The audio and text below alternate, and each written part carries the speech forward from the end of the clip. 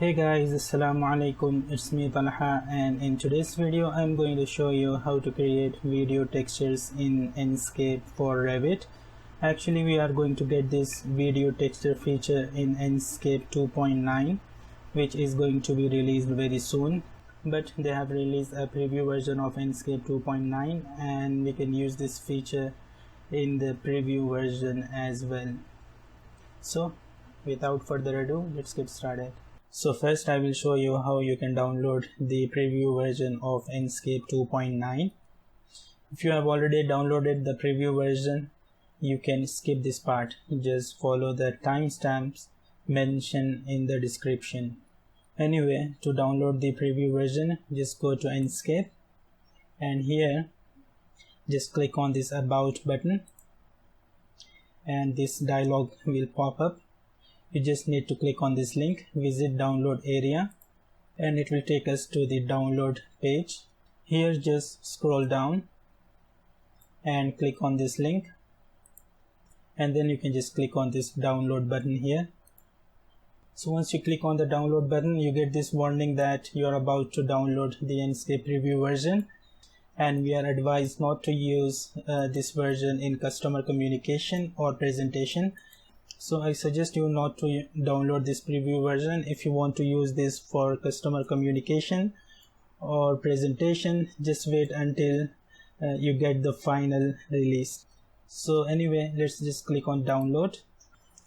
Now you can just click on save button here and it will start downloading. And once the download is finished, you can just install it from here. And I have already installed this preview version, so let's just close this and go back to Revit, and I will show you how you can create the video textures. First, let's close this and zoom in here. I want to apply the video material to this TV here, so let's select that, edit type, and here we have the material parameter for this screen. So I will just click at the corner to open up the material browser. And here first let's create a new material, rename it video texture. And for the video texture material, we cannot just directly load a video file here. Instead, we need to use a different option. Let's go to identity. Here you need to put some text in the description. I have already copied the text, so I will just paste that here. You can copy this code from this video description or you can just type it yourself. Now to load the video texture file, first you need to go to the folder where you have put the video file. Here we have it. So you need to copy this path. So right click, copy address, go back to Revit. Here just remove this path. Select that, delete. Now you just need to paste the path which we have just copied. So just press Ctrl V and we got that path here. Now we need to put the video file name here as well. So let's copy that, go back to this folder, right click, rename, and just copy the name. Make sure you copy the video format name as well. So select all, copy, go back to Revit, and here just add the backslash and then paste the video name. Perfect. Now here we can put the width of the video material. Let's check the width of the TV. It's 4 feet and the height is 2 feet 3. So let's put that here, 4 feet. You don't need to add any symbol here for the feet or for the millimeters or anything. You just need to put the number here. It will automatically detect the project units. Now here we can put the height, which is 2 feet 3. So I'll put 2.3 here, and then rotation, just remove all and let's try 0. Click OK. OK again, and let's check that if it's working or not. So I will just start the Enscape. So the Enscape is now started. Let's go here and check if it's working or not. Okay, so we need to do some changes. First we need to rotate the video and we need to increase the width and the height as well. So let's go back to Revit.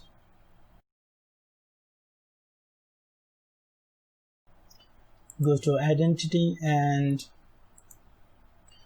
let's try 4.3 for the width, and height will be 2.6, and rotation 180.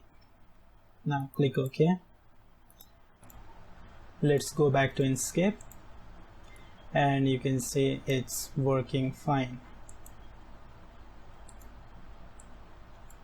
Now I will show you how you can use the same method to create the fireplace.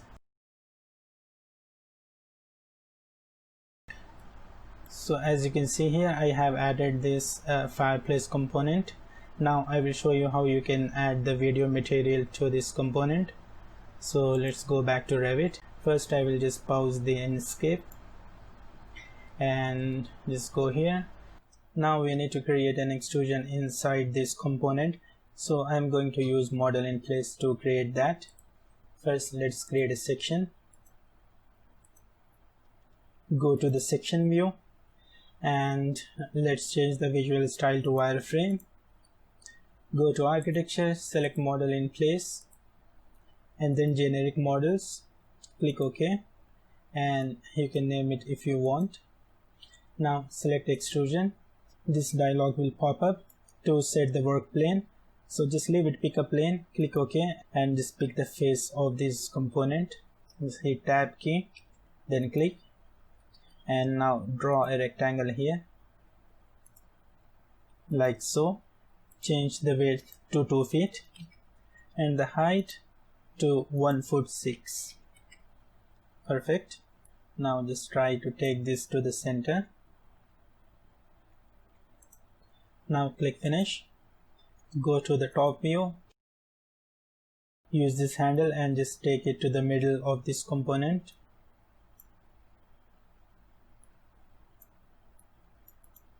Like so. Now let's apply the video material to this extrusion. Select that. Here we have the materials and finishes. Just click at the corner, create a new material, or we can just copy the old one which we have created for the TV. Here we have it, video texture. Let's duplicate this and I will call it fire video texture.